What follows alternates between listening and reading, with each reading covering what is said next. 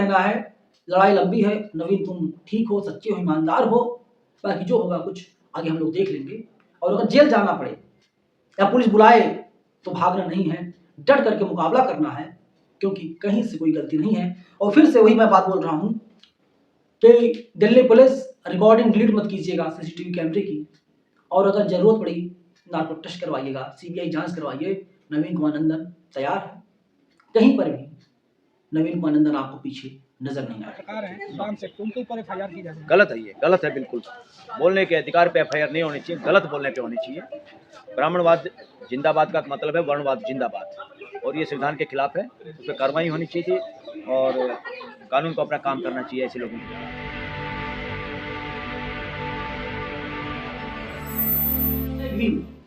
खबर ये आ रही है कि मेरे ऊपर मुकदमा दर्ज कर लिया गया है। दिल्ली की जाबाज पुलिस ने मुकदमा दर्ज किया है। मेरा गुनाह क्या है कोई बताएगा?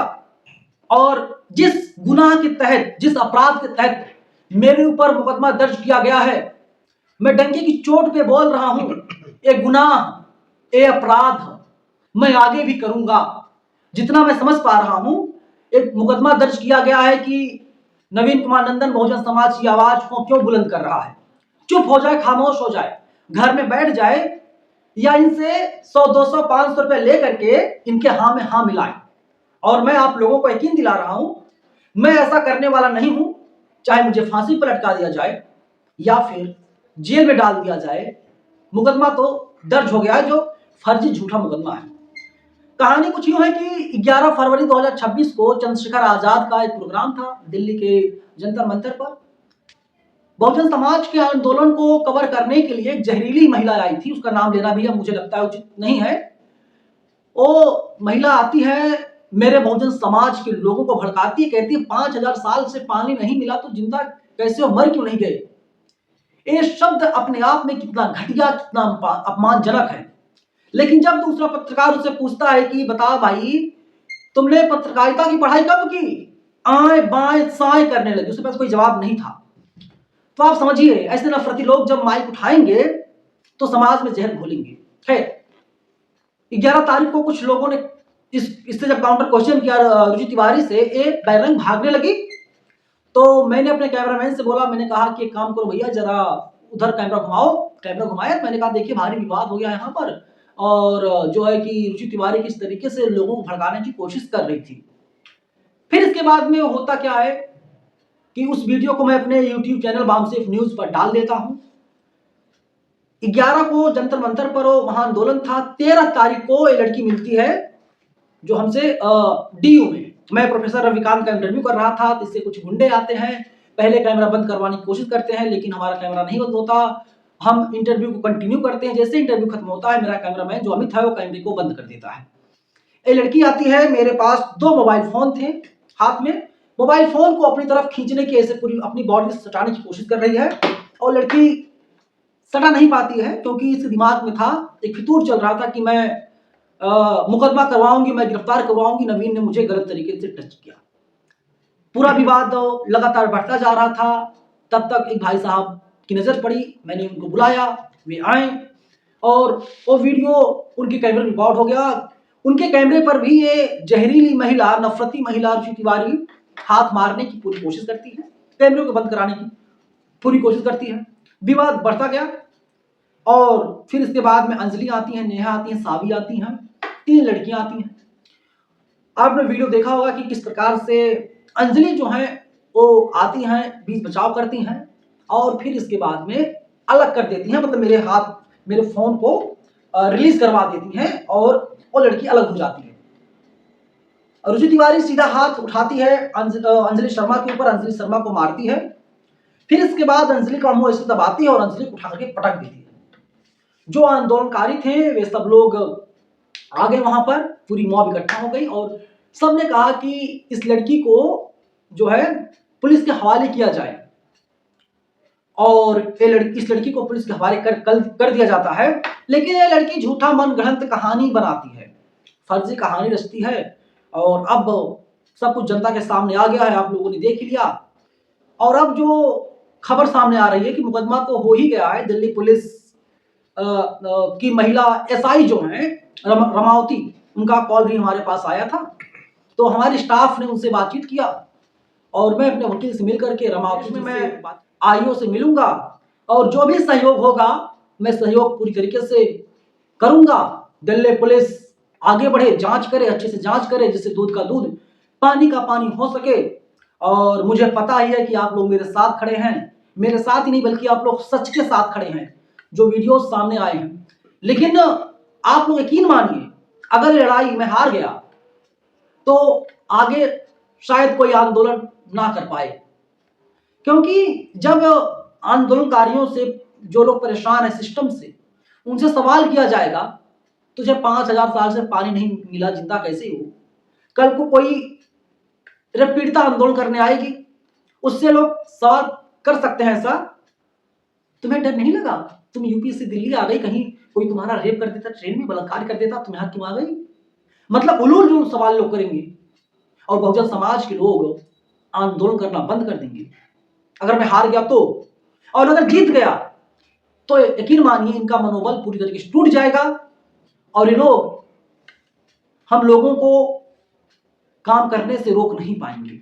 इसलिए मैं कह रहा हूं, मेरा साथ दीजिए, आगे आइए आप लोग भी, तभी लड़ाई हम लोग लड़ पाएंगे। अगर SC ST एक्ट खत्म करवाना है, UGC को रोल बैक करवाना है, आरक्षण खत्म करवाना है, तो आप लोग इन मनवादियों का, ब्राह्मणवादियों का साथ दीजिए। अगर आप लोग चाहते हैं SC ST एक्ट बना रहे, आप लोग चाहते हैं UGC की जो नई गाइडलाइंस आई हैं पूरी तरीके से लागू हो, तो आप लोगों को सड़कों पर आना पड़ेगा, मेरा समर्थन करना पड़ेगा, तभी हम लोग कुछ बेहतर कर पाएंगे।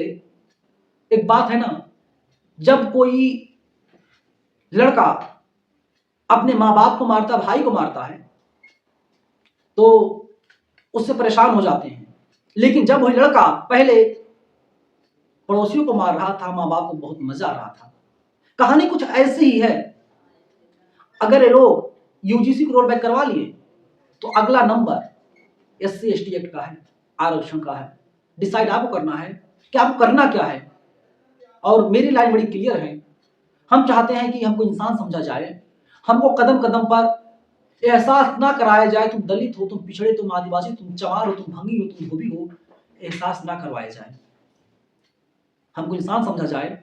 वे लोग चाहते हैं, जैसे वे लोग हमारा शोषण कर रहे थे, गले में हांडी पीछे झाड़ू हो, वे लोग यही चाहते हैं कि इनके जब गले में हांडी होगा, पीछे झाड़ू होगा, तभी लोग जीत होगी। ये लोग लड़ाई लड़ रहे हैं हमारा शोषण करने के लिए, और हम लोग लड़ाई लड़ रहे हैं हमको इंसान समझा जाए, मानव समझा जाए, हम आपसे अलग नहीं है। अब बोलिए आप जो सवाल है। नंदन जी, आप जो बता रहे हो कि ये जो पत्रकारिता है, तो ये लड़ाई केवल नंदन का नहीं है, ये तो आप जैसे तो सारे बहुजन पत्रकार जो भी सवाल करेंगे उनके साथ भी तो ये आएगा, केवल नंदन की बात तो नहीं है ये। मैं वही बात बोल रहा हूं कि अगर ये लड़ाई में हार गया, अगर मैं लड़ाई हार गया, मेरा मनोबल टूट गया, मैं घर में बैठ गया, तो शायद आपके जैसे तमाम लोग घर से बाहर नहीं निकल पाएंगे कि इतना मजबूत लड़का जब हार गया तो हम कैसे लड़ पाएंगे। मैं तो चलता हूं कैमरामैन के साथ, और कुछ लोग हैं जो अकेले चलते हैं, उन्हें कहीं कोई गाड़ी में बैठा लेगा, कहेगा फला वीडियो डिलीट कर, गायब करा देगा। दिल्ली में वैसे भी लोग गायब हो रहे हैं, कौन मिल रहा है, पुलिस क्या कर रही है, सवाल तमाम है। इसीलिए बोल रहा हूं, सबका साथ चाहिए, सिर्फ पत्रकारों का नहीं, पूरे बहुजन समाज का। और इस लड़ाई में आगे आकर के मेरी मदद करनी चाहिए, और मदद नहीं करोगे आगे नहीं आएंगे आप लोग। ये लड़ाई अकेले नवीन नहीं हारेगा, पूरा बहुजन समाज हार जाएगा। तो क्या आपको लग रहा है कि आप जो आया है FIR का नोटिस आया है, आपको फोन आया है, तो आपके अंदर क्या आपको महसूस हो रहा है? क्या डर लग रहा है या आपको लड़ने की हिम्मत आ रही है? डरना क्यों है, मैंने पहले ही कहा ना शुरुआत में कि अगर लगता है कि बहुजन समाज की आवाज उठाना गुनाह है तो मैं गुनाह करूंगा, इसकी सजा जिसको जो देनी है दे दे। मेरी आवाज तभी बंद होगी जब ये लोग मेरी हत्या कर देंगे, जब मुझे फांसी पर लटका देंगे, जब मैं मर जाऊंगा तभी मैं चुप होऊंगा, और ना उसके पहले नहीं। जैसा कि आप बाबा साहेब, ज्योतिबा फुले, साहू जी महाराज, जितने महापुरुष उनका आइडियोलॉजी के आप लेके चलते हो, उन्होंने तो संघर्ष का ही रास्ता अपनाया, तो आप भी तो संघर्ष की रास्ता अपनाओगे या सरेंडर करोगे आगे? देखिए मेरे अभी हम कहाँ बैठे हुए हैं, एक छोटे से कमरे में बैठे हुए हैं। अगर मेरे पास ज्यादा पैसा होता तो शायद हमारे पास आलीशान बंगला होता, हमारे पास सब कुछ होता। और ऐसा नहीं ऑफर नहीं आया, ऑफर भी आया, इसको चुप करा दिया जाए अलग अलग माध्यमों से। लेकिन मैंने कहा नहीं, मरना सबको है और सोने के लिए सबको 4x6 का बेड चाहिए, 3x6 का बेड चाहिए, चाहे कोई मुख्यमंत्री हो, चाहे प्रधानमंत्री, चाहे राष्ट्रपति, कोई हो। मुझे सोने के लिए बेड मिल रहा है, मेरे पास बिस्तर है, खाने के लिए दाल चावल रोटी सब्जी मिल रही है। तो समाज की आवाज बुलंद करें, खुद तो अपने समाज के साथ समझौता ना करें, नाइंसाफी ना करें, वरना कोई और आगे बोल नहीं पाएगा। हमें जो बोलने की हिम्मत मिली है किसकी वजह से मिली है? बाबा साहब अम्बेडकर की वजह से मिली है और तमाम जो बहुजन महापुरुष हैं उनकी वजह से हमको मिली हुई है। और मुझे लगता है अगर मैं बोलूंगा तो जो आने वाली नस्लें हैं उनको लगेगा नहीं यार, नवीन तो लड़ा था, बेशक मारा गया, बेशक उसकी हत्या कर दी गई, लेकिन हमको भी लड़ना है। बाबू जगजीवन राम कहा करते थे, पहली पीढ़ी के लोग मारे जाएंगे, दूसरी पीढ़ी के लोग जेल जाएंगे, तीसरी पीढ़ी के लोग राज करेंगे, कुर्बानी तो देनी पड़ेगी और उसके लिए मैं तैयार। लास्ट में क्या आप अपने जो लीगल सेल है, वकील है, उनसे बात किया है, आगे क्या करेंगे? आगे जो भी वो कार्रवाई होगी वो उसे किया जाएगा। उस चीज़ को हम पब्लिक डोमेन में हम बता नहीं सकते हैं, क्योंकि कुछ चीज़ें ऐसी होती हैं जिसको बताना उचित नहीं होता है। बाकी है उनका लड़ाई लंबी है। नवीन तुम ठीक हो, सच्चे हो, ईमानदार हो, बाकी जो होगा कुछ आगे हम लोग देख लेंगे।